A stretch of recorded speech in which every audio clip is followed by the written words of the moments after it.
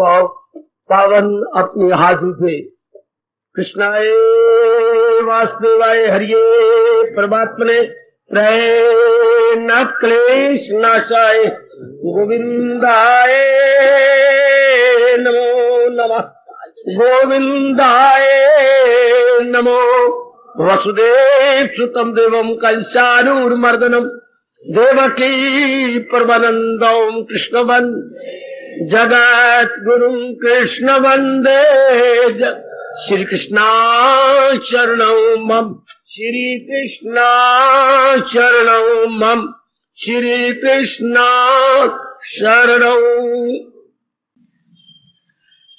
अभाग्यशाली कल्याणकारी मेरी देवियों, बड़भागी गीता के पैरोकारों, मेरे सज्जनों, धार्मिक भाइयों, आओ मन को एकाग्र कीजिए, जोड़ दीजिए अपने भगवान के अत्यंत मधुर एवं कल्याणकारिणी वाणी में। कल युग में भगवान जी की वाणी के सुनने के अवसर बहुत थोड़े, इतना जीवन गुजर गया, हमें कभी नहीं मौका मिला। अब भगवान जी ने पता नहीं कौन सा हमारा पुण्य देखा है जो अचूक वाणी का श्रवण करवा रहे गए। मैं आप सबसे इतनी प्रार्थना करूंगा, ये तो हमारे हिंदुस्तान की संस्कृति है, हमारे हिंदुस्तान की फिलॉसफी है। हर एक देश की अपनी अपनी फिलॉसफी होती है, ये हमारे हिंदुस्तान की फिलॉसफी है। बल्कि एक इंसान को यथार्थ रूप में इंसान बनाने वाले विचारधारा है। फिलॉसफी का मतलब क्या होता है? विचारधारा, आइडियोलॉजी, लाइन ऑफ थिंकिंग। हर एक इंसान की, वो मेरे सज्जनों, मेरे साथ शामिल हो जाओ देवियों, हर एक नर नारी की अपनी विचारधारा है। वो उसी विचारधारा में रह रहा है, उस विचारधारा के सार उसकी एक मान्यता हो जाती है।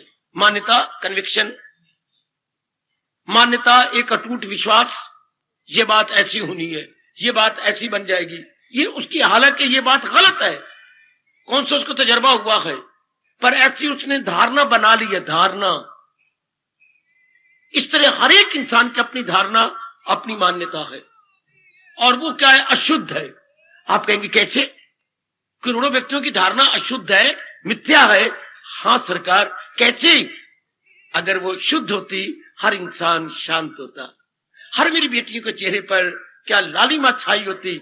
आप कभी अपने चेहरे को मेकअप न करती, बिना मेकअप के ही मेकअप होता, मेकअप के ही मेकअप होता। प्रसन्न मुद्रा, प्रसन्न चित्त, पर हम इसके विपरीत देखते हैं। ऐसा है नहीं मेरे सज्जनों, मेरे देवियों। ऐसा क्यों? हमारी विचारधारा अशुद्ध है, अपवित्र है, गलत है।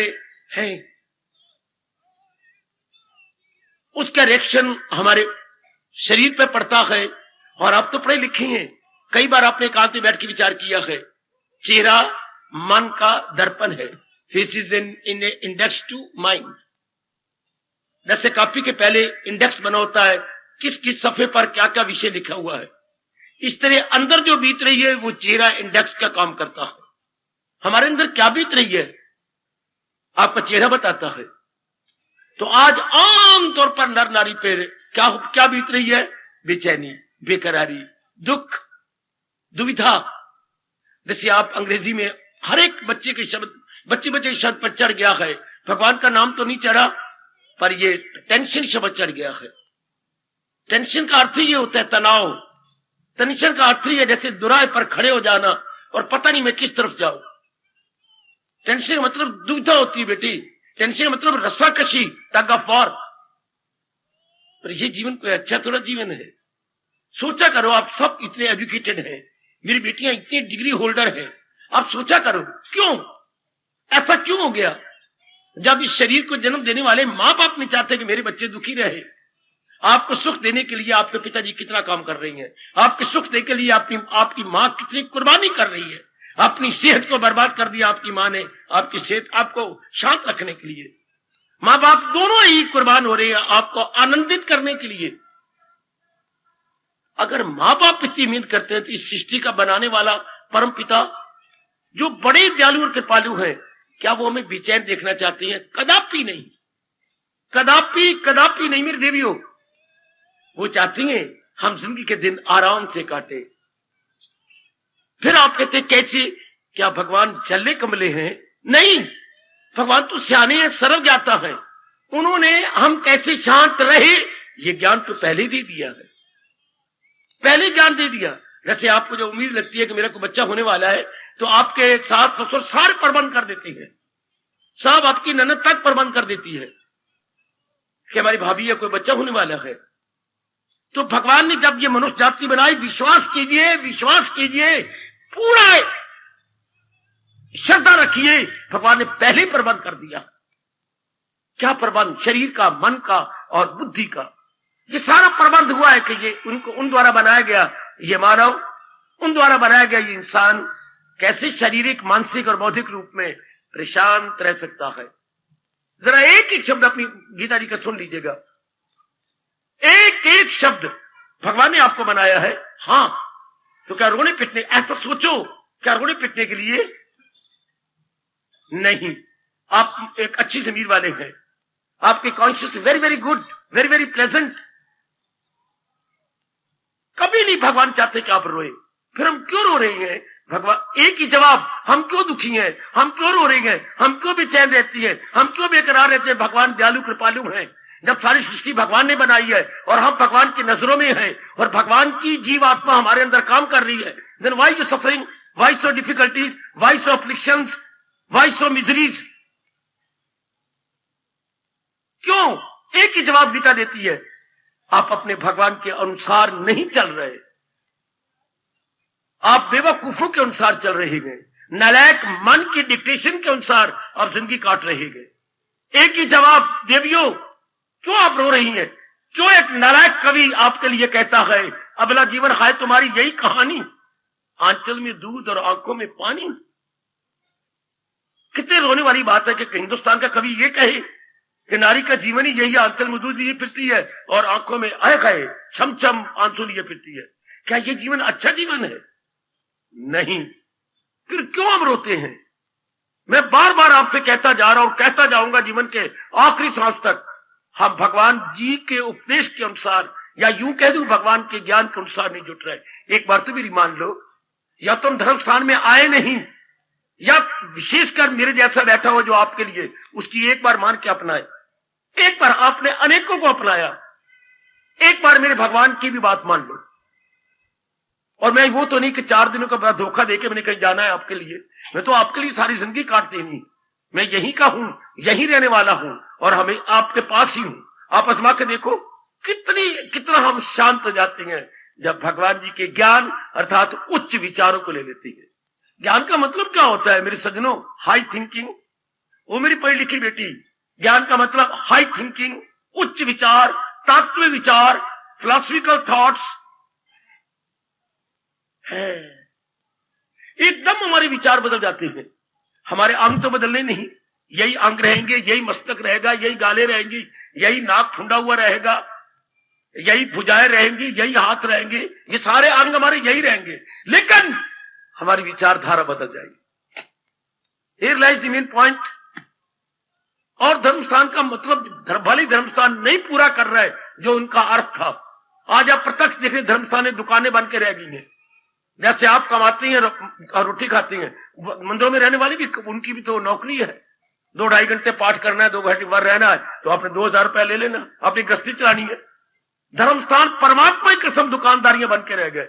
धर्मस्थानों का मतलब क्या था? आपको शांति देना। कैसी शांति? Permanent, periodical and eternal happiness. केवल ये धर्मस्थानों का काम था। जो कल युग ने ऐसी मत मारी उनके अंदर रहने वालों को कि नहीं देते हमें, हमसे लेते बहुत कुछ है पर हमें देते कुछ भी नहीं। 100% लेके हमें 1% भी नहीं देते हैं। 100% लेकर हमें 1% भी नहीं दे रहे। अपने सिर पर बहुत बड़ा बोझ चढ़ा रहे हैं धर्मस्थानों में रहने वाले। लेने में नंबर 1, देने में 0। उन्होंने जनता को शांति का तरीका बताना था, विधि बतानी थी। विधि, हां, अब हमारी गवर्नमेंट चल रही है तो की है भारतीय संविधान के अनुसार। ये जितनी ये गवर्नमेंट जो आपकी शासन कर रही है, बेटी आपको पता है कि नहीं? सब पढ़े लिखे हो आप। हमारी गवर्नमेंट जो शासन कर रही है, क्या हमारा एक भारत का संविधान है, जिसे अंग्रेजी में बोलते हैं इंडियन कॉन्स्टिट्यूशन। ये सारे वकील, ये सारी पुलिस, ये सारी मिलिट्री, जितना भी भारत के इस कोने से उस कोने तक जो राज्य हो रहा है, संविधान के अंडर हो रहा है। जितने कचहरियों में लड़ती हैं वकील एक दूसरे पर जरा करती हैं, संविधान की बनाई हुई धारा के अनुसार, उनके नियमों के अनुसार देती है। धारा नंबर 418, धारा नंबर 422, 4 धारा नंबर हमें तो याद नहीं, पर वकीलों का दिन रात का यही काम है, उन्हें धारा नंबर भी याद है। वो जज के सामने ये कि सर धारा नंबर इसके अनुसार मैं ये बात इस वकील की काट रहा हूं, ये गलत कह रहे हैं, हमारी कॉन्स्टिट्यूशन ये कहती है। दूसरे को चुप होना पड़ता है, जज को भी एग्री करना पड़ता है, क्योंकि जज ने, वकीलों ने, सब ने करना क्या है, भारतीय संविधान के अनुसार जजमेंट करनी है और उसका न्याय करना है। इसी तरह मेरी देवियों में बड़े प्रेम से कह रहा हूं, हमारे उच्च कोटि के पहुंचे हुए महापुरुष जो शरीर से, मन से परे हट के डीप मेडिटेशन में चले गए। सुनिए राज की बात, डीप मेडिटेशन क्या होता है बच्चे? मेडिटेशन मैंने निर्विकल्प समाधि। समाधि क्या होती है? मन को एक ही ख्याल में जमा देना। सम जमा आ जमा धी, सब मैंने बराबर, आ मैंने चारों ओर से, धी मैंने बुद्धि। जब बुद्धि चारों ओर से हट के एक में लग जाती है, उसे समाधि कहती है। और वो शरीर से परे हो जाता है मन। हमारी जो कॉन्शियस है, मुझे कॉन्शियस है कि मैं बोल रहा हूं, मैं कॉन्शियस मैं नारी नहीं हूं, मैं नर हूं। मुझे कॉन्शियस है कि मैं व्यास गद्दी पे बैठा हूं, मुझे कॉन्शियस है कि आपके सामने आप मेरे प्रभु की वाणी सुन रही है। लेकिन उस समय सिवाय भगवान कर कोई कॉन्शियस नहीं रहती। मैं नर हूं या नारी, मैं ध्यान में हूं या दिन में हूं या रात में, ये कोई कॉन्शियस नहीं रहती। उस दिव्य ज्योति में हमारा अहम तलीन हो जाता है, उसे बोलते हैं डीप मेडिटेशन। अच्छा, उसमें जैसे भगवान की इच्छा हो, एक दिन, 2 दिन, 2 घंटे, 4 घंटे जीव रह के अनुभव करता है परमात्मा को। और सुनिए ध्यान से, परमात्मा के बनाए हुए नियमों को कान खड़े करके सुन लेना। समाधि में भगवान क्या महसूस करते हैं? अपने आप को और अपने बनाए हुए अटल नियमों को। मैं खामोश हो जाऊं, मुझसे पूछ लो बेशक, जो तजर्बा मुझे रब ने करवाया मेरे से जरूर पूछ लो। हम उसमें जाके क्या करते हैं? भगवान जी का अनुभव जो कि शांति और आनंद के घर है, और उनके बनाए हुए नियमों का अनुभव। What are those rules and regulations? अच्छा, और व्हाट इज गॉड, उनको भी महसूस करते हैं और उनके बनाए हुए नियमों को भी हम रियलाइज करते हैं। फिर हमारे वो चोटी के ऋषि महर्षि देह अवस्था में आए, समाधि टूटी, नीचे आए, तो जो उन्होंने अनुभव किया उसको लिख दिया, उसको अंकित किया। You can say in black and white. हाँ सुनो मेरी बेटियों, उन्होंने ब्लैक एंड व्हाइट कर दिया। इस तरह दूसरे ऋषि तजर्बा, चौथी का, इस तरह अनेक ऋषियों तजर्बा हुआ। हाँ, वो एक जगह इकट्ठा हो गया, जिसे हम वेद कहते हैं। तो वेद क्या है? हिंदुस्तान का धार्मिक संविधान है। वो है क्या आपका जो है देश का संविधान, और जो ऋषियों ने भगवान से अनुभव करवाया या किया, वो है हमारा धार्मिक संविधान, शास्त्रीय संविधान। ये संविधान हर नई गवर्नमेंट बदल देती है, धाराएं बदली जा रही हैं, नई नई धाराएं सर्वसम्मति से बनाई जा रही हैं। आपको शायद पता ही है, आप जानते बच्चे, हम तो जल्ले लड़पलले जंगल में रहने वाले। पुरानी धाराएं हटाई भी जाती हैं, नई धारा बीच में ऐड भी की जाती। सर्वसम्मति से कोई पास हो जाए कोई नियम, तो वो धारा बन जाएगी, वो नियम बन जाएगा। और सर्वसम्मति से एक अगेंस्ट है किसी धारा के, उसको हटाना पड़ जाएगा। क्योंकि आपका हिंदुस्तान क्या मेजॉरिटी के आधार पे चल रहा है। मेजॉरिटी, हाँ बेटी, मेजॉरिटी के आधार पर। शाबाश, जिसे आप डेमोक्रेसी आप कहती हैं। राजनीति जो है आपकी जनता के अनुसार है। हाँ, आपकी पॉलिटिक्स जो है जनता ही कर रही, राज्य जनता का हो रहा है। अच्छा, कोई एक आदमी का राज्य नहीं है, अपनी जनता ही अपने देश को उन्नति करने के लिए अंग्रेजों से छुड़ाकर अपने देश की उन्नति कर रही है। शाबाश शाबाश। क्या इसी को हम डेमोक्रेसी कहती हैं? आप सोच लेना, यही हमारी डेमोक्रेसी है। गांधी बेचारा यही अरमान लेके मर गया कि मैं अपने देश में राम राज्य करवा के छोड़ूंगा। राम राज्य का मतलब यही था, of the people, by the people, for the people. यही अंग्रेजों ने नकल की है। ऑफ द पीपल, राम राज्य क्या होता है? ऑफ द पीपल, लोगों में से, लोगों के लिए। Of the people, by the people, for the people. आप में से अच्छे आदमी आते हैं, अपने फायदे के लिए, हाँ सुख के लिए सारा राज्य करते हैं।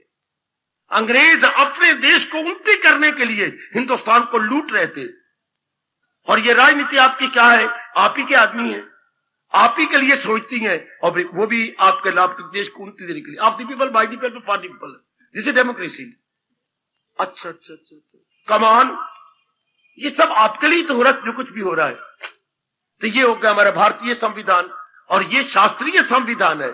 वो किसके लिए? बुद्धि के लिए, मन के लिए, हमारे मैनर्स के लिए, हमारे शिष्टाचार के लिए। ये तो समाज में अमन चमन रहे, लोग अपने सुख से जी सके, ये राजनीति है। आपस में लड़े नहीं, झगड़े नहीं, हर धर्म मजहब वाला अपनी मान्यता अनुसार अपने दिन काटे, अमन बनाए रखे, और इनको वजीरों में बांट दिया। हर वजीर के अलग अलग काम है। अगर किसी वजीर के कोई काम पूर्ण हो तो फौरन कहते हैं इस्तीफा दे दो, या आपके अंदर ये काम हो गया, इस्तीफा दे दो। जरा 3-4 कहीं एक्सीडेंट हो जाए रेलवे, फौरन रेलवे मिनिस्टर को आप इस्तीफा दो, त्याग पत्र दे दो, आपके होते हुए इतने एक्सीडेंट, इतने मारे गए, वो लिख के फौरन दे दो, लो मैं अपना धर्म नहीं पूरा कर सका तो मैं मिनिस्टर किस बात का? हाँ, तो बाहर के अमन चमन के लिए ये संविधान है। लेकिन क्या इंसान बाहर है? मैं आपके मन को खींच रहा हूं, क्या हम केवल बाहर हैं? केवल समाज हैं? है? केवल हम बाहर लेना देने में रह जाते हैं? नहीं, हम विचार भी हैं, हम इरादे भी हैं। चलो मेरे साथ, हम विचार भी हैं, हम इरादे भी हैं, हम जज्बात भी हैं, हम काम भी हैं, हम क्रोध भी हैं, हम मोह भी हैं, हम लोभ भी हैं। ये नेगेटिव क्वालिटीज किसमें उठती हैं? हमारे अंदर की दुनिया में। बाहर की दुनिया हमारा लेन देन है, हमारा व्यापार है, हमारे रिश्ते नाते हैं। देखिए ये बाहर के मैनर्स है हमारे, और अंदर हमारे क्या हो रहा है? हमारी विचारधारा, हमारे इरादे है, हमारी मान्यता, हमारा धर्म, ये हमारा अंदर का काम है। तो ये बने रहे और हम आंतरिक उन्नति कर जाए, ये तो होगा लौकिक उन्नति। कारोबार अच्छे रहे, ये गवर्नमेंट का काम है। हम लड़े नहीं, गवर्नमेंट का काम है अमन चमन बनाए रखना। इसी के लिए पुलिस है, मिलिट्री है। कोई देश को आपका नुकसान ना पहुंचाए, आपकी मिलिट्री है। ये तो बाहर के काम है सारे। एक्सटर्नल पीस के लिए आपकी गवर्नमेंट है, लेकिन इंटरनल पीस के लिए वो मैं कुर्बान, वो मैं कुर्बान, वो मैं कुर्बान, वो मैं कुर्बान। ये तो एक्सटर्नल पीस बनाए रखते हैं जितनी इनका बात चलता है। आपके स्टेट में बाहर का अमन चमन बना रहे, बड़ी कुर्बानी करते हैं जितना इनका बात चलता है। भले अपनी इज्जत के लिए सही, अपनी कुर्सी के लिए सही, पर करते तो है, इन्हें करना पड़ता है। वरना थोड़ी देर के बाद इनका फिर इम्तिहान होना है। अभी आपके जनवरी में इम्तिहान हो, सारे फेल कर दिए जाएंगे, सारे फेल टट्टी मेल, और एक ऑर्डिनरी मैन बन के रह जाएंगे। फिर इनको आपकी जरूरत है। अच्छा, ये चलता रहेगा, बाहर के अमन चमन बना रहेगा। लेकिन ये सोचिएगा, जो धर्म स्थान आपको बताते हैं, आंतरिक शांति किसके लिए, कहां से मिलेगी? ये तो बाहर का हो ना, आंतरिक शांति अंदर की, मन की, बुद्धि की, चित्त की। ये फिर आपका भारतीय संविधान धार्मिक संविधान है, जो अनुभवियों ने अनुभव करके भगवान से दिव्य प्रेरणा लेकर के बनाया। ये संविधान बदलते रहेंगे, लेकिन धर्म का संविधान कभी नहीं बदलेगा, क्योंकि वो महाराज जी के अटल नियमों के आधार पर चल रहा है। कोई कदर करे ना करे, खुद अपने बेड़ा गर्क करेगा। सुने मेरी बेटी, यह संविधान हर 5 साल के बाद या 5 साल के अंदर भी बदलता रहेगा, बदल चुका है, आगे भी बदलेगा।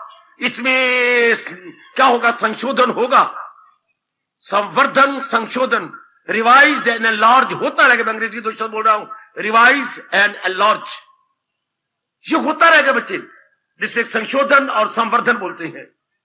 ये बार के हाय मेरे टुकड़े टुकड़े हो जाए मेरी बेटी, भारत धर्म के संविधान में ना कहीं संवर्धन होगा, ना कहीं संशोधन होगा, क्योंकि वो महाराज जी के प्यारों ने अनुभव करके भगवान से लिया। युग युगांतर गुजर गए, आपका धर्म ज्यों का त्यों। धर्म ऐसा नहीं कि आप आगे चल ये नियम बदलो, नियम वो नियम सत्य के आधार पर है, नहीं बदले जा सकते। समझे वो मेरी बेटी, धार्मिक नियम नहीं बदले जा सकते। धार्मिक नियम ऐसे रहेंगे, लाख आदमी करोड़ हो जाए, नहीं भाई, क्या 8 महीने की गर्मी और 4 महीने की सर्दी होनी चाहिए? पेट मरो, ऐसा नहीं हो सकता। जो रब ने बना दिया अब तक चल रहा है, चलता रहेगा। जैसे अंदर का सिस्टम भगवान चला रहे, कोई बदल के दिखाए, कोई बाहर की भगवान के प्रकृति को बदल के दिखाए। जो महाराज जी ने नियम बनाए हैं, कोई बदल के दिखाए कि पहले बुद्धि में इरादा होता है फिर विचार उठते हैं, ये कोई बदल के दिखाए है। विचारों अनुसार कर्म होते हैं, को बदल के दिखाए। कर्मों अनुसार आदात बनती, को बदल के दिखाए। आदात अनुसार चरित्र बनता है, को बदल के दिखाए। चरित्र अनुसार खट्टा मीठा फल मिलता है, को बदल के दिखलाए। हजारों साल गुजर गए बच्चे, जिसे हम जन्म जन्मांतर युग युगांतर कहेंगे। अब ये नियम है, जैसा इरादा वैसे विचार, जैसे विचार वैसे कर्म, जैसा कर्म वैसी आदात, जैसी आदात वैसा चरित्र, जैसा चरित्र वैसा सुख या दुख।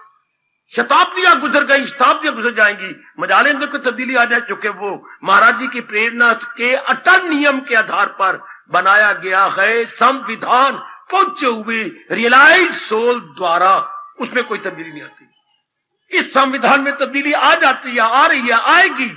अंदर के संविधान में कभी तब्दीली नहीं आ सकती, क्योंकि पहले ही परमात्मा द्वारा प्रेरित है।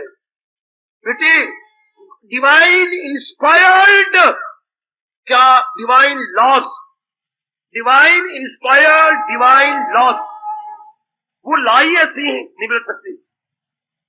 जब से आप देख रहे हैं तब से देख लीजिएगा, तब से आप कर रहे हैं कि सत्य का बोलबाला। अब ये वेदों का फर्क, सत्य में वजह थे, कितने युग गुजर गए, अब तक क्या नियम बदला कि सत्य की जीत होगी। अब ये नियम ही प्रकार परमात्मा ने ऐसा बनाया कि सत्य का बोलबाला, झूठे का मुंह काला। तब से लेकर अब तक सत्य का बोलबाला ही होता है। भगवान पक्ष भी सत्य का लेंगे, असत्य का नहीं। असत्य की ओर शैतान होते हैं, सत्य की ओर भगवान। अब शुरू से नियम चल रहा है, रामायण ने यही बतलाया, महाभारत ने यही बतलाया, और आजकल भी आपको यही बतलाया जा रहा है। ये होते हैं अटल नियम, परमात्मा द्वारा बनाए गए। उन्हीं को प्रकट करना हमारे जैसों का धर्म होता है कि आप जैसे क्लियर कर दें, आप जैसे को बता दें, ताकि आप अक्खी देख के मक्खी ना निकले, आपको समझ आ जाए कि मैं क्या कर रही हूं, अपने साथ क्यों वैर कमा रही हूं। क्योंकि भगवान का ये नियम है, इंसान खुद अपना ही गम खा गए, वो अपना ही बदखाओ गद्दार है। पता गीता क्या कह रही है? क्या इंसान खुद ही अपना मित्र है और खुद ही अपना वैरी है। कभी ना भूलना, हम खुद ही अपने मित्र हैं। कब? जब भगवान के नियमों को अपनाए तो मित्र, और भगवान के नियमों को वायलेट करें, तोड़ें, हम अपने साथ वैर कमाएंगे। कितना चोटी का ये नियम है, कितनी चोटी गर्मा गर्म चेतावनी है। मैं खुद ही अपना मित्र हूं जी, मैं खुद ही अपना वैरी हूं। कब? मैं अपने सृष्टि बनाने वाले के अनुसार जुट जाऊं तो मैं अपना मित्र हूं, अपना हितैषी हूं। अगर इनके उल्ट जा रहा हूं तो मैं अपने साथ वैर कमा रहा हूं, क्योंकि अपने भविष्य को मैं काला कर रहा हूं। सुन लो मेरे खासकर जवानों, ओ मेरी युवा प्राप्त बेटियों, सुन लीजिएगा। और हम 4 दिन आए शांति से काटने के लिए।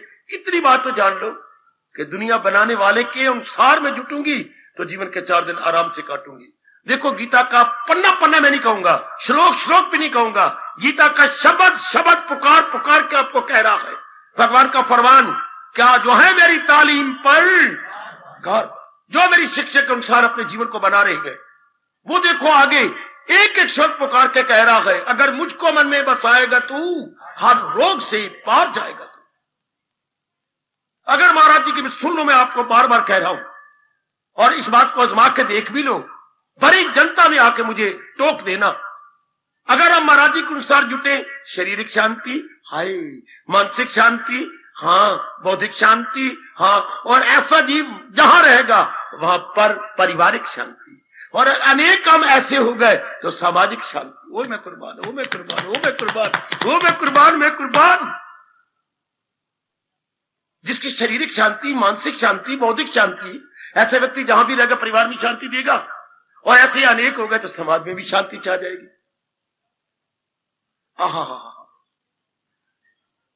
आजमा लो, आजमा ले मेरी मैया, मेरी बेटी, आजमा ले मेरे सारे बुजुर्ग और मेरे सारे आशा से भरे हुए मेरे भाई, सब आजमा ले। ये अटल नियम है।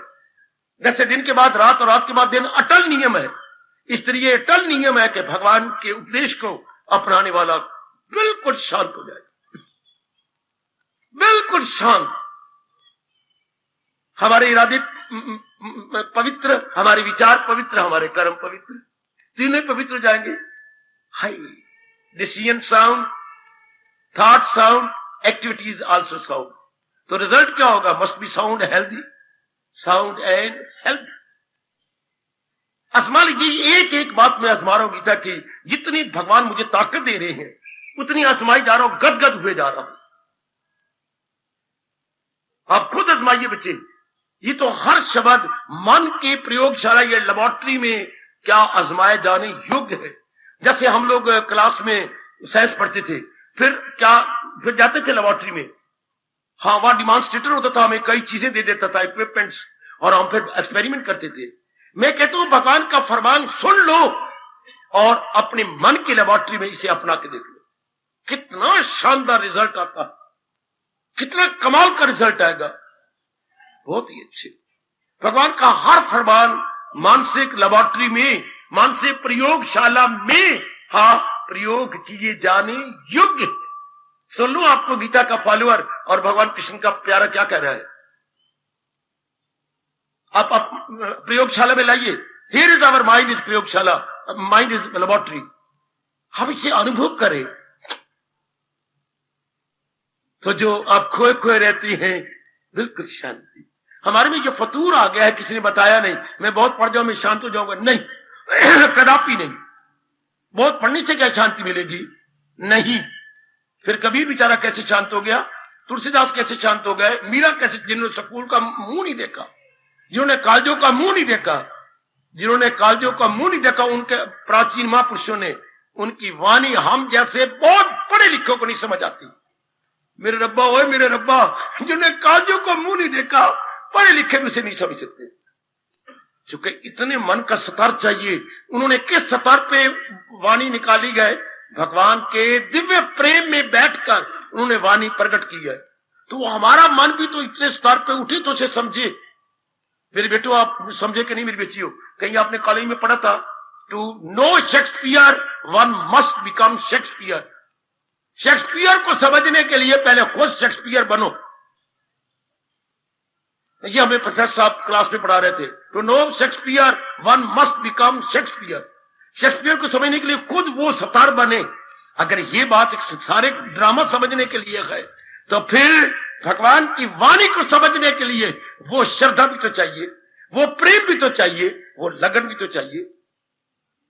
तभी तो हम अपने मन के स्तर को ऊंचा कर लेंगे। Then we can understand, then we can understand. मेरे गुरुदेव कहा करते थे, किसी बात को अंडरस्टैंड करना हो तो पहले जिसके अंडरस्टैंड उसके स्टैंड अंडर हो जाओ। Stand under, then you will be able to understand. पहले उसके नीचे बैठ के, जैसे आप बैठेंगे, अब आप स्टैंड अंडर है, आप भगवान की वाणी आप समझ जाएंगे। Stand under, then you will be able to understand. पहले विनम्रता दिखाइए, आजस बनिए, श्रद्धा दिखाइए, लो now you are able to understand. High stand under, now you are able to understand. मेरी बेटी ओ मेरे बच्चों, जरा ध्यान देना, इसकी गहराई में उतरना। मेरे बुजुर्गों, मेरी कल्याणकामी देवियों, शांति चाहिए ना। हाँ, तो शांति के विषय बहुत पढ़ाई का तो नहीं है, ना बहुत कमाई का है, ना कोई शादी का है। शांति विषय कैसी है? मैं बार बार कह रहा हूं, भगवान के ज्ञान को अपनाने में। जिसने भगवान के ज्ञान को अपना लिया, जीवन के 4 दिन आराम से काटेगा। Mind stand still. क्योंकि हम चारों ओर से नजर उतार कर केवल वहां ली जाती है, तो उसके बिल्कुल सामने चंद्रमा, ये होता है संकेत। इसे वो संकेत बोलते। जीवन में कई बार आपने संकेत दिया, मैंने इशारा कर दिया। इस तरह अध्याय, हर अध्याय हमें उसके अंदर क्या है, उस अध्याय में क्या है, ये संकेत है। इस अंग्रेजी में आप इंडिकेशन कहेंगे, एक थोड़ा सा उर्दू वाले इशारा कहेंगे, थोड़ा सा इंडिकेशन इन ब्रीफ वर्ड्स, बेटे बिल्कुल ब्रीफ। और लो छठे अध्याय का क्या? अभ्यास और वैराग्य से आप मन को अपने अधीन कर सकते हैं। बस अभ्यासेन तो कौनते ये वैराग्यंच गृह्यते। इतना ही संकेत, अभ्यास और वैराग्य से आप अपने मन पर काबू पा सकते हैं। और जरा जो समय बाकी रह गया मैं प्रकाश डाल दूं इस संकेत पर। बिगड़ा हुआ मन, मुंह जोर मन, लालची मन, सरकश मन, जिसके लिए अर्जुन ने कहा हवा बंद होती नहीं जाल में, न काबू में आए किसी हाल। मन पर कंट्रोल करना इतना ही मुश्किल है मेरे प्राणनाथ, मेरे इष्टदेव, जितना को कहे कि मैं वायु को मुट्ठी में कैद कर दूं, नहीं हो सकती वायु कैद। इस तरह मन इतना चंचल हो चुका है कि एक आम आदमी, एक सामान्य पुरुष कह देता है, इस पर काबू पाना असंभव है। लेकिन भगवान ऐसे जीवों को जो कहते हैं असंभव है, मुंह बंद करते हैं। ऐसे का मुंह भगवान के ज्ञान द्वारा बंद हो जाता। प्लीज नहीं नहीं, मन निग्रह हो जाता है प्रभु। हां, कैसे? अभ्यास और वैराग्य से। संकेत क्या है? अभ्यास और वैराग्य से मन पर निग्रह किया जा सकता है। हम क्या कह रहे थे? नहीं हो सकता। आकाशवाणी आई गलत, छठवें अध्याय की आकाशवाणी आती है। अभ्यास और वैराग्य से निग्रह किया जा सकता। सजनों, ओ मेरी कल्याणकामी देवियों, आओ जरा विचार करें। हमारे देश की फिलॉसफी, हमारे देश के मनोविज्ञान अनुसार, भारतीय मनोविज्ञान के अनुसार अभ्यास क्या होता है, जिसे अंग्रेजी में प्रैक्टिस कहेंगे, वो क्या होती है? ध्यान से जरा एकाग्रता पूर्वक किसी भी क्रिया को लगातार बिना उबे हुए मन से करते रहने का नाम अभ्यास है। बहुत अच्छा कहा। भारत के मनोविज्ञान ने कमाल कर दिया। फिर सुनिए ध्यान से, सुन लो मेरी बेटियों, बड़े काम आपका आ रहा है, आएगा। किसी भी क्रिया को एक लंबे समय तक बिना उबे हुए मन से लगातार करने का नाम अभ्यास है। अब आप प्रातःकाल कोई 2-2:30 बजे उठ बैठती हैं, अपने शरीर को पवित्र करके आप भगवान के चरणों में हाजिर देती हैं, एक मुद्दत से दे रही हैं, इसको अभ्यास कहती है। आप लगातार श्रद्धा और प्रेम पूर्वक न देरी देखती हैं न दूरी देखती हैं, हालांकि नारी का चोला है और सत्संग सुनने आती हैं, ये अभ्यास है। लगातार आप तशरीफ ला रही हैं एक लंबे समय से बिना उबे हुए चित्त से, इसको अभ्यास कहती है। किसी भी क्रिया को। अच्छा, अब हमें कहा जा रहा है मन पर निग्रह करने के लिए, मन पर कंट्रोल करने के लिए ध्यान देना, तो हम धार्मिक क्रिया करेंगे जो हमारे श्री वेद व्यास जी ने बताई है, जो भगवान कृष्ण जी गीता के चोटी के ज्ञान के माध्यम से बता रहे गए, वो हम लगातार करेंगे। लगातार, हां, तो वो जब लगातार होंगी तो हमारी विचारधारा बदल जाएगी, हमारे आदत बदल जाएंगे, हमारा दृष्टिकोण बदल जाएगा, हाँ, हमारा चित्र बदल जाएगा। एक शब्द में हमारी काया कल्प हो जाएगी। हमारे भारत का ये प्यारे शब्द है काया कल्प, जिसको आप अंग्रेजी बोलेंगे ओवरहॉलिंग। जैसे आप साइकिल करवाते हैं, स्कूटर करवाते हैं, कार करवाते हैं, ओवरहॉलिंग, पुराने टूटे मुट्टे पुर्जे हटाकर उसकी जगह रिप्लेसमेंट होती है नए पुर्जों की। रंग उड़ गया तो हम दोबारा रीपेंट करवाते हैं। हाँ, इस अंग्रेजी में ओवरहॉलिंग कहेंगे, अपने कहेंगे कायाकल्प कर लिया। इससे लगातार प्रैक्टिस करने से हमारे पुराने विचार, पुराने इरादे सब बदल जाती हैं, हम बिल्कुल न्यू मैन हो जाते हैं, बिल्कुल न्यू मैन। अब जैसे आप लगातार अपनी आदत बदलते जा रहे हैं, विचार बदलते जा रहे हैं, ये प्रैक्टिस है, इसे मेरे भगवान अभ्यास कह रहे हैं। तो इस अभ्यास से क्या होता है, हम रियलाइज करते, ध्यान देना, हमारे में एक एहसास हो जाता है। हाँ, जब एहसास होता है ना, हाँ, एहसास मैंने फीलिंग, एहसास मैंने विशेष प्रकार का अनुभव होना, क्या जब एहसास होता है तो रोने लग जाते हैं, हम एक हाथ में चले जाती हैं, हम रोते रहे क्या अब रियलाइज करेंगे मैंने कैसे गंदे गंदे इरादे करके अपनी आयु तबाह कर डाली। ये जिसे रियलाइजेशन, इसको एहसास कहती है। कैसे मेरे गंदे गंदे विचार थे, मैंने अपने जोबर को बर्बाद कर दिया, मेरे प्रभु मुझे क्षमा करना। कैसे मेरे गंदे कर्म मेरे से हुए गए, मेरा खाना गंदा, मेरा पीना गंदा, मेरे मित्र गंदे, मैंने शरीर के अंगों का दुरुपयोग किया, मेरे प्रभु मुझे माफ करना। एहसास ये कब हुआ, जब आपने लगातार धार्मिक प्रैक्टिस की। ही इज ए रेवोल्यूशनरी, क्या रियलाइजेशन, रेवोल्यूशनरी, बेटे क्रांतिकारी ये है आपका अभ्यास, क्रांतिकारी तब्दीली आ गई और आप में एहसास पैदा हुआ। एहसास जीव को रुआता है, बाबा रुआता है नहीं, इससे महर्षि वेदव्यास रोना नहीं कह रहे। ये क्या, ये एहसास है, ये कैसा एहसास है जो रुआ रहा है? ये आंसू गिर नहीं, ये आंसू नहीं गिर रहा है, हमारे द्वारा किए गए पाप आंसू की शक्ल में बाहर गिर रहे हैं। ओ मेरे रब्बा, ओ मेरे रब्बा, ओ मेरे रब्बा, ओ मेरे रब्बा। हमारे जो अनवांटेड एक्टिविटीज थी, अनवांटेड एक्टिविटीज, इलीगल एक्टिविटीज, बाबा improper activities, unwanted, illegal, improper, जो हमारी एक्टिविटीज थी मेरे सजनों, मेरे देवियों, वो आंसुओं द्वारा बाहर आते। जैसे मेरे महापुरुषों ने कहा, सब खा पी के चले गए, मां भी घर में बैठी है।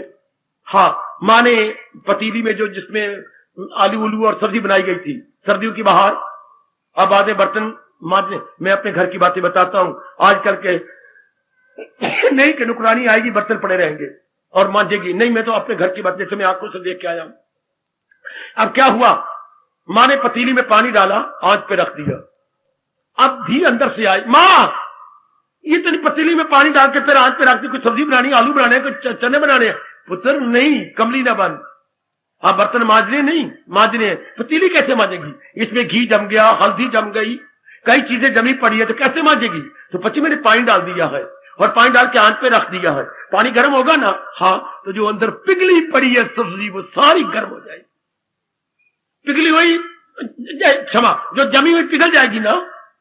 इस तरह का जब एहसास हो कि हम आंसू बहाते हैं, जो हमारे जमे हुए पाप पिघल के बाहर आते हैं। ये रोना नहीं, इसको रोना ना कहना, रोना कई प्रकार का होता है।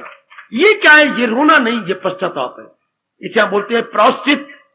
This is power of repentance, realization of repentance. हम रिपेंट करते, मुझे ऐसा नहीं करना चाहिए था। ये कब हुआ? जब हमारे इरादे पवित्र हुए, विचार पवित्र हुए, कर्म पवित्र हुए, भगवान जी की हमने संगत की, उधर भक्ति भाव हमारे में बढ़ने लगा। ये सत्संग गीता जी का, इसके हाई थिंकिंग आप में जाने लगी। Now here is a very good revolution. ये एहसास करेगा तो एहसास होगा, देखो मैंने वो नहीं करना था, क्या अब आप फिर वो करोगे? नहीं।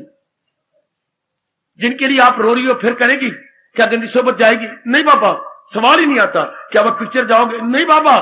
क्या आप अंगों को नंगा मुनंगा करोगे? नहीं बाबा, बेवकूफी में ऐसा होता रहा।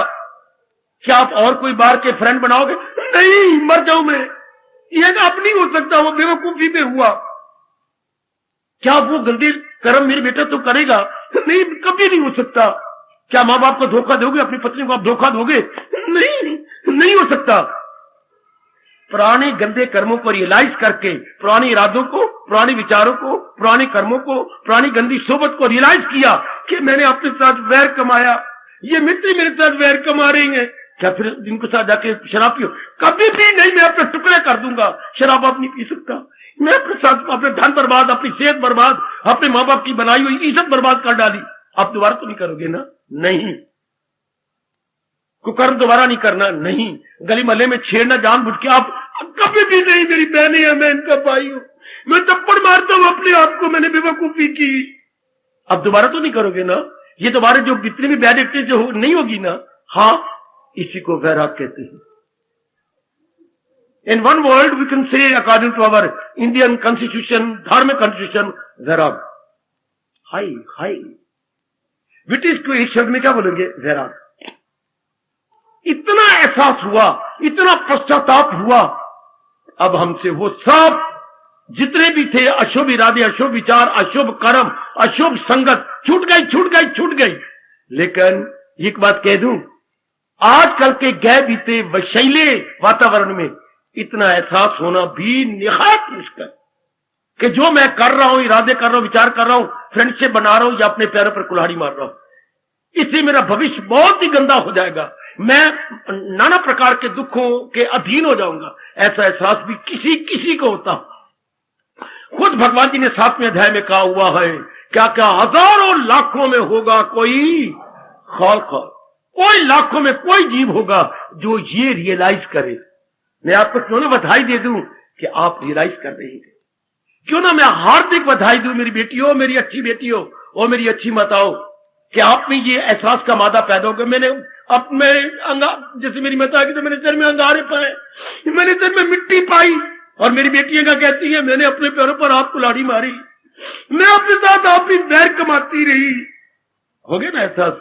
अब नहीं हो सकते आपके क्या वो अशुभ कर्म, अशुभ विचार, अशुभ इरादे, अशुभ यार दोस्त अब नहीं हो सकते। नहीं, कभी सपने में भी नहीं हो सकते। इसी को वैराग कहते हैं। क्या भगवान ने कहा, धार्मिक अभ्यास करने से वैराग पैदा हो जाता है। तो जो हमने क्या कहता, मन को कंट्रोल करना, अपने आप हो गया कंट्रोल। मन जो सिनेमा में जाता था, मन जो कई दोस्त यार बनाता था, घर वाली पत्नी अलग गए, बाजार की पत्नी ढेर पिट्टे वो अलग गए, ये अलग गए। जैसे सोने वाले कपड़े अलग होते हैं, बाहर निकलने कपड़े अलग होते हैं, इसने पत्नी भी अलग बना रखी थी। हाय मेरे रब्बा, घर वाली और है, बाहर वाली और है। अब होगा, नहीं होगा बाबा, कभी नहीं हो सकता। इसी को वैराग कहती है। तो मन के बुरे इरादे, बुरे विचार, बुरे कर्म, बुरी संगत गई, हाँ, तो वो मन तो मर गया, वो मन तो खत्म हो गया। हाँ, old mind gone and now the new mind is created, entirely new mind. जैसे मेरे कई भाई जो बैठे हुए हैं, पुराने मकानों गिरा दिया, आजकल के अनुसार नए मकान शानदार बन गए। इसे कहते हैं रीबिल्डिंग। आपने रीबिल्ड किया ना, हाँ, इस तरह परमात्मा कसम, गीता के ज्ञान से हम अपने आप को रीबिल्ड करते हैं, पुनः निर्माण। केवल मकानी निर्माण नहीं होते, कैरेक्टर भी निर्माण होता है, कैरेक्टर को भी निर्माण कहते हैं। Now we are rebuilding our character. Rebuilding, जब जिस दिन गवर्नर आए थे तो उन्होंने यही सवाल किया, यहां क्या होता है? यहां जीवों के कैरेक्टर को रीबिल्ड करते हैं। रीबिल्ड है, हाँ। तो वो हंसते हुए कह रही थी, रीबिल्डिंग तो बड़ा बड़ा मटेरियल चाहिए, आपके पास कौन सा मटेरियल है? हमारे पास गीता के ज्ञान का मटेरियल है। कितने प्रसन्न हुए थे वो। गीता के ज्ञान से, के मटेरियल से ये जनता को कैरेक्टर रीबिल्ड हो रहा है। मैं यही जवाब दे सकता हूं आपको कि रीबिल्डिंग आवर जनता कैरेक्टर। ये रीबिल्ड तो हो रहा है, हाय, और जो बड़ा जरूरी है भगवान के ज्ञान से। जो पुराने इरादे, जैसे पुराने मकान गिरा देती हैं, कमरे, छत्ते, वो कड़ियों वाली, वो दीमक खा गया। अभी देख ले, आप तो पुराने इरादे, पुराने विचार, पुराने कर्म, पुरानी संगत सब तोड़ दी गई। अब देखो, शुभ इरादे, शुभ विचार, शुभ कर्म, शुभ मित्र, शुभ स्थान, शुभ ज्ञान। आए मेरे रब्बा, इसको रीबिल्ड ना आखा तो की आखा। We are all rebuilding our character, rebuilding our character। तो वो हम भट्टे से सामान मंगवाते हैं या कहीं से, तो ये गीता से मटेरियल मंगवा के अपने रीबिल्ड कर रही है। वहां भी सीमेंट होता है, ईंटें होती हैं, और दो तीन जरूरी चीजें होती है, सीमेंट, ईंटें, बजरी बुजरी। यहां भी कर्म योग है, ज्ञान योग है, भक्ति योग है। इस द्वारा हम अपनी बुद्धि को, अपने मन को, अपने तन को, वी आर रीबिल्डिंग। अब एक बिल्कुल न्यू मैन बनते जा रही है, इंटायरली न्यू मेरी बेटी बनती जा रही है। क्या इरादे बदल गए, विचार बदल गए, कर्म बदल गए। ये गीता गजब ढा देती है अगर पूर्ण रूपेण इसे अपना लिया जाए। बिल्कुल entirely we are becoming new man because we are rebuilding our character. Character में क्या होता है? अगर मेरे से पूछो ना, कैरेक्टर किसे कहती है? आम शब्द चल रहा है, फलाने कैरेक्टर गया बीता है। नहीं पुत्र, मेरे सुनो, भगवान कृष्ण गीता में कैरेक्टर किसे कहती है? सुनिए, इरादा प्लस विचार प्लस कर्म इज इक्वल टू कैरेक्टर। इरादा में विचार, विचार में कर्म। अगर ये तीनों ही किसी के अशुभ है, उसका बैड कैरेक्टर। अगर तीनों ही शुभ है तो गुड कैरेक्टर। मान जाओ, मान जाओ, शुभ इरादा, शुभ विचार, शुभ कर्म, हाँ, is equal to good character. अशुभ इरादा, अशुभ विचार, अशुभ कर्म is equal to bad character. तो बैड कैरेक्टर का परिणाम नाना प्रकार के रोग, नाना प्रकार की कमियां, नाना प्रकार के दुख। और गुड कैरेक्टर का विवेक, वैराग, भक्ति। हर एक एक्शन का रिएक्शन होता है। आपने अगर साइंस पढ़ी हो तो action reaction equal and opposite.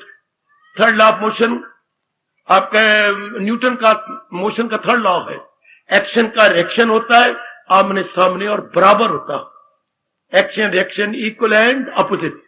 If my action is good, reaction must be good. If my action is bad, reaction must be bad. कितना ये नियम अटल है जो हम जैसों को आपको प्रकट करनी है, आपको बता दी ना है। तो छठे अध्याय का इशारा क्या है मेरी बेटी, कि जो हम होपलेस कहते, मैंने मेरे से नहीं अभ्यास होता, मेरे से नहीं जाप होता, जब मैं जाप करने बैठता हूं मानी इधर उधर भाग जाता है, मानी इधर उधर दौड़ जाता है, मैं क्या करूं? आवाज आती है, नहीं रो नहीं, होपलेस नहीं, होपफुल, होपलेस नहीं, होपफुल। कैसे? अभ्यास और वैराग द्वारा मन पर निग्रह हो सकता है। हाँ, शाबाश। जैसे लड़का रोता हुआ, डॉक्टर ने कहा तेरा केस होपलेस है, होपलेस कह दिया, हाँ तू चंद दिनों का मेहमान है, फिर मर जाएगा, ये कह दिया। पुत्र तेने सारे आजमा लिए, दिल्ली भी गया और पीजीआई भी हो आया और उधर लुधियाना भी डॉक्टर को दिखाया दिया ना। अब मैं तेरे पिता हूं, मेरा भी कहना मान ले। कहो पिताजी। जरूर मानूंगा। जिंदा रहना है कि मरना है? मैं जिंदा रहना चाहता हूं, मेरी उम्र ही क्या 22 साल तो है सारी, मैं जिंदा रहना चाहता हूं। मेरा कहना मान। हाँ मानेगा। लगातार 6 महीने, जैसे मैं बता रहा हूं भक्ति का, जब चारों ओर कोई इलाज नहीं होता, हमारे हिंदू धर्म के अंदर जिंदे कोई ना उन्दे रब जी। जब चारों कोने सूने नजर आए, एक कोने पे क्या क्या क्या आशा भरी रोशनी नजर आती है, भगवान की। बेटे आप भगवान का भजन कर। भगवान की ओर जाने वाले जीव के होप लेस भी होपफुल हो जाती हैं। असाध्य रोगों का भी इलाज हो जाता है, असाध्य रोगों का भी इलाज हो जाता है। शाबाश। हिस्ट्री में 2, 3, 4 घटनाएं आती हैं, आपको पढ़ी आपने। सबसे पहले मेरी वो आ रही है, हुमायूं बीमार हो गया, बहुत इलाज हुआ हुमायूं का। हाँ क्या डिक्लेयर होगा? 2 या 3 दिन के बाद शाही वकीम कह रहे हैं ये मर जाएगा। है बाबर का लड़का था ना हुमायूं। हाँ बाबा, बाबर रोया, फूट फूट के रोया। शाही हकीम कह रहे, हकीम भी रो रहे हैं। नहीं ना, आधी रात को 1:30 बजे का टाइम था। हकीम साहब खड़े होते ने, हकीम नहीं नहीं, वो सुनो मेरे बच्चों, जाके पहले हकीम को पकड़ा, गला पकड़ लिया। नहीं मेरा बच्चा नहीं मार सकता। चुप। दूसरे हकीम को बाजू पकड़ लिए। नहीं मेरा बच्चा नहीं मर सकता। चुप। तीसरे हकीम के बाल पकड़ लिए जोर के। मेरा बच्चा नहीं मर सकता नलायक। चुप। क्या हकीम बोले? नजर नाड़ियां बता रही कि मर जाएगा। नहीं। आप जानते हैं हुमायूं की चारपाई के इर्द गिर्द चक्कर काटने शुरू किए, जिसे हम परिक्रमा कहेंगे। मेरे लाडले पुत्र, मेरे सोने पुत्र, ओ मेरे राजकुमार, मेरे शहजादे, हाँ मेरे बाद तूने गद्दी संभालनी है। तेरी बीमारी मैंने ले ली। तेरी 3 बार परिक्रमा की, तेरी बीमारी मैंने ले ली। ओ अल्लाह मियां, इसकी बीमारी मुझे दे दे, मेरा बच्चा ठीक हो जाएगा। जरूर ठीक होगा। देख लिया 8वें दिन बच्चे का 100 केस बदलने लग गया। 18वें दिन वो चारपाई से उठ बैठा। सब छोड़ के चले गए हकीम। हमारी बुद्धि से परे बातें है जी, हम आप शर्मिंदा है, नहीं रह सकते यहां। नए हकीम बनाओ, नए जो मर्जी करो। दिल से निकली दुआ असर रखती है, वो पर नहीं पर ताकते परवास मगर रखती है। जब भी कोई केस ऐसा हो जाए, भगवान से प्रार्थना करो। बार बार उन्हें गीता में करारा करारा वचन दे रखा है, मेरे पास जिस राह से लोग आए मैं राजी हूं अर्जुन, मुराद अपनी पाए। हम नास्तिक बन गए हैं, भगवान पर श्रद्धा छोड़ दी, अपने ज्ञान पर श्रद्धा छोड़ दी, धक्के खा रही एक आवारा कुत्ते की तरह हम सब। अगर महाराज जी पर श्रद्धा रखे तो वचन दे रखा है, अगर मुझको मन में बसाएगा तू हर रोग से पार, मैं सारी जनता को कहूंगा आजमा के देख लो, और मुझे खिंच के मारना ओ धरती के ऊपर। भगवान सुनता है कि नहीं? आप जरा आजमा के देख लो मेरी बेटी, मैं भरी जनता में आपको कह रहा हूं, आप दिलो जान से भगवान को पुकारो, आप भक्ति में लग जाओ, तो जो चीज इम्पॉसिबल डॉक्टर डिक्लेयर की है या कुछ भी किया है, that can be possible. Hopeless can be hopeful. हम भी इस तरह जैसे भगवान जी कह रही हैं, जुट जाएं तो हमारा hopeless mind can become hopeful. आपके महाराज जी के चरणों का दास आपको पुकार पुकार के कह रहा है, होपलेस कैन बी होपफुल। एक निराशा जिसको आ चुकी है वो पूर्ण आशा आ सकती है अगर महाराज जी की ओर लॉन्ग जंप ले ले। एक लॉन्ग जंप ले जाए तर जाएगा। चूंकि महाराज जी ने गीता संपूर्ण कहां करवाई दे, 18वां अध्याय, कौन सा श्लोक आखिरी 78वां, क्या कहा, जहां है कृष्ण मेरे पास। और वो कहां होती हैं? जहां उनका ज्ञान है, जहां उनकी श्रद्धा है, वही वो होती है और सब कुछ वहां हो जाता है, सब कुछ वही। छठे अध्याय का आशीर्वाद, छठे अध्याय का संकेत, अभ्यास और वैराग से क्या होपलेस जो मन है होपफुल हो सकता है, अर्थात मन पर काबू पाया जा सकता है। इतने शब्द है इशारे में। अभ्यास और वैराग से क्या मन पर काबू पाया जा सकता है, जबकि आप कहते नहीं पा सकते, आवाज आई छठे अध्याय से, नहीं पाया जा सकता है। अपनाओ, जीवन में ढालो बच्चे। हो गया गीता जयंती का स्वागत। कितने भगवान और भगवान का ज्ञान खुश होगा जब हम श्रद्धा करके जुट जाते हैं, लग जाते हैं। यह है स्वागत करना गीता का। या भगवान का स्वागत ज्ञान से करो, भगवान का स्वागत भक्ति से करो, भगवान का स्वागत श्रद्धा और प्रेम से करो। जैसे वो होता है उसी तरह स्वागत होता है। जैसे वो अब आए मिनिस्टर तो हमें लाख लानत, हम जाए उसको स्वागत करने के लिए नहीं, उसके पिट्ठू जाएंगे, उसके चमचे जाएंगे, उसकी कड़छियां जाएंगी। भगवान के प्यारे तो तब जाए जो पहुंचा हुआ महापुरुष आ जाए है, तब हमारे जैसे सर के बल भी जाए तो भी सस्ता जान, सर के बल भी जाके स्वागत करना पड़े तो भी सस्ता है। ओ मेरे सज्जनों, महाराज जी का पावन दिवस आ रहा है, गीता जयंती, और हर अध्याय का संकेत लेके उसे अपने सीने, जिगर और आए दिन के कर्मों में उतार कर स्वागत करें। छठे अध्याय का संकेत मुबारक। मुझे पूर्ण आशा है जितने भी आए बैठे हैं सब कल्याणकामी हैं, सब मेरी बेटी दिल जली हैं, कल्याण चाहती हैं। जरूर इस तरीके से हम अपना कल्याण कर लेंगे और उधर आने वाली पावन गीता जयंती महा उत्सव का स्वागत हो जाएगा। भगवान आपको ताकत दे, आप अपना सके। मैं बार बार भगवान से प्रार्थना करूंगा, मेरे प्रभु आपको शक्ति दे, आप अपना सके। गीता में हाथ में थाम लेता हूं और दो शब्द आपके मुंह से कहलवाकर आरती उतरवाएंगे। ओए गीता है ईमान मेरा, शाम मेरी जिंदगी,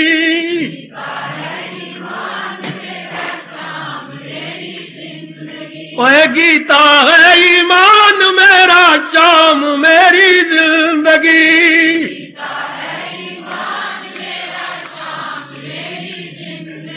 उनको हरदम याद रखना यही हमारी बंदगी।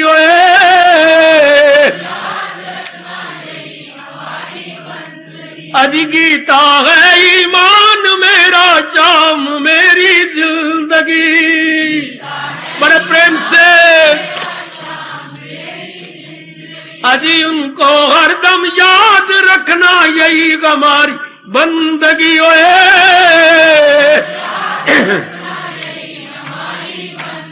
अजी गीता है ईमान मेरा, शाम मेरी जिंदगी।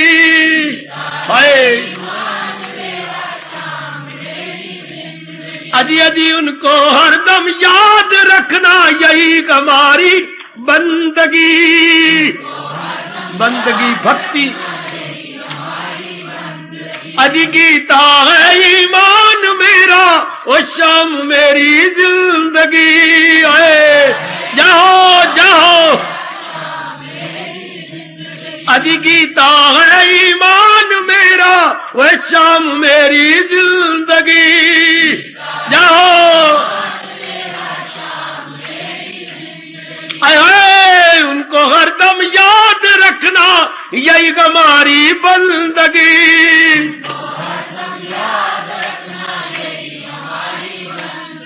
अजी यही हमारी बंदगी, नहीं तो है शर्मिंदगी।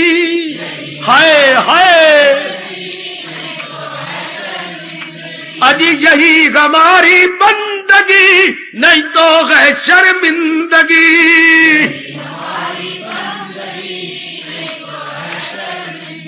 अजी गीता है ईमान में मेरा वो शाम मेरी जिंदगी। जाओ उनको हरदम याद रखना, यही हमारी बंदगी। जाओ जाओ जाओ, कोई गीता है ईमान मेरा, शाम मेरी जिंदगी।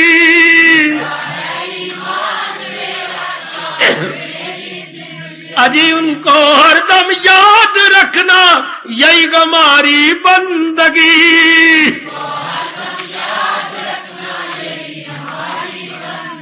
अजी यही हमारी बंदगी, नहीं तो गए शर्मिंदगी। हाय अजी अजी यही हमारी बंदगी, नहीं तो गए शर्मिंदगी। बहुत अच्छे।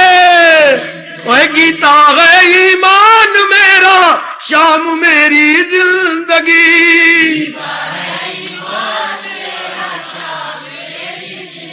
अजी अजी गीता है ईमान मेरा, वह शाम मेरी जिंदगी।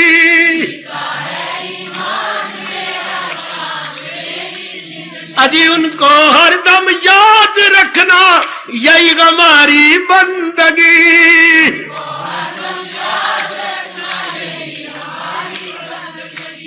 हार्दिक धन्यवाद, हार्दिक आशीर्वाद। अब अपनी शहंशाह की आज आरती बड़े प्रेम और श्रद्धा से उतारे।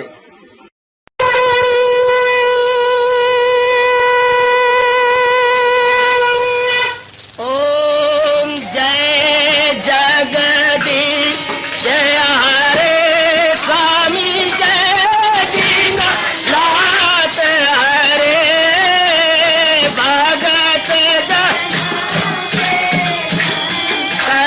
दास जनों के अवगुण